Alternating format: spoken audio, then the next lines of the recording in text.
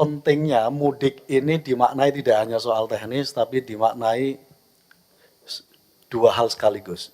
Penyelenggaraan teknis operasional dipersiapkan dengan baik.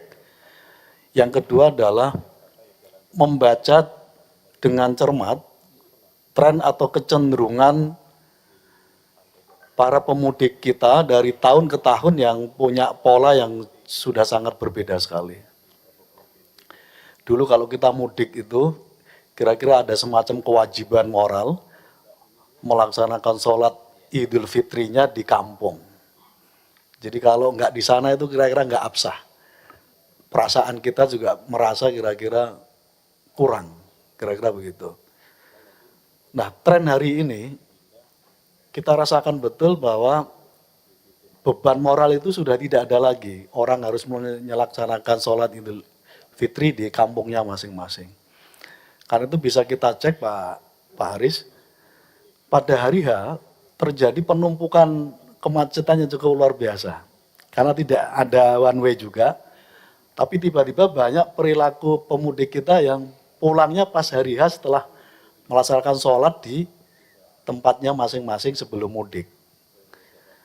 Saya kebetulan mengalami peristiwa ini, jadi saya kira ini perlu diantisipasi perilaku baru yang semacam ini. Saya bahkan menyimpulkan jangan-jangan nanti di hari hanya one way itu perlu diberlakukan.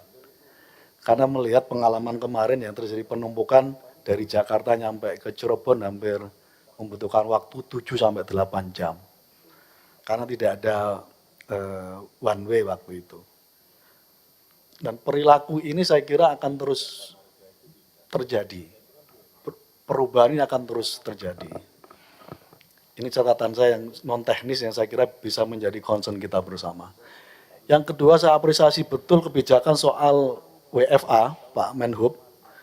Ini betul-betul saya tidak tahu persis persentasenya, tadi Pak Aris cerita sebenarnya. Tapi ini merubah perilaku betul, merubah pola perjalanan pemudik kita. Bisa mengurai dan tidak terjadi penumpukan di apa yang kita prediksikan sebelumnya.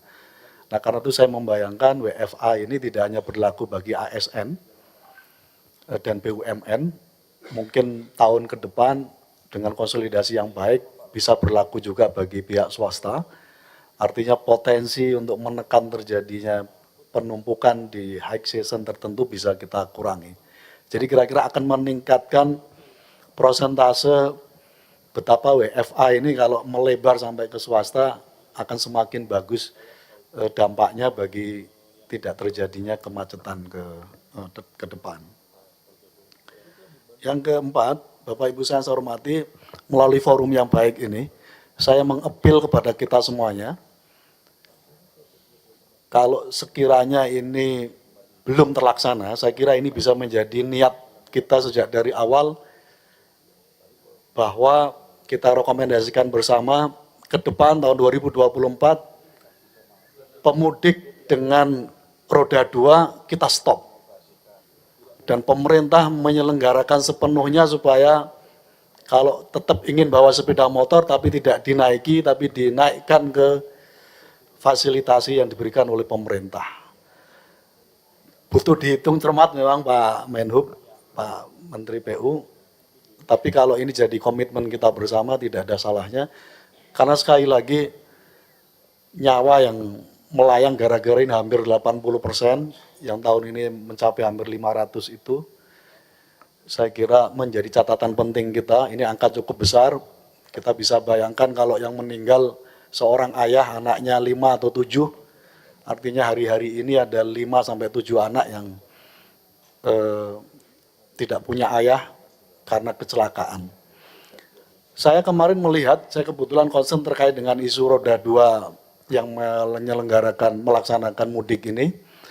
Saya lihat sudah ada penurunan yang cukup drastis, para pemudik kita yang menggunakan sepeda motor ini sudah tidak mengajak anaknya. Ini saya kira poin penting pada mudik kemarin ini, jadi hampir ada penurunan saya lihat 40% pemudik yang menggunakan sepeda motor tidak menyertakan anaknya.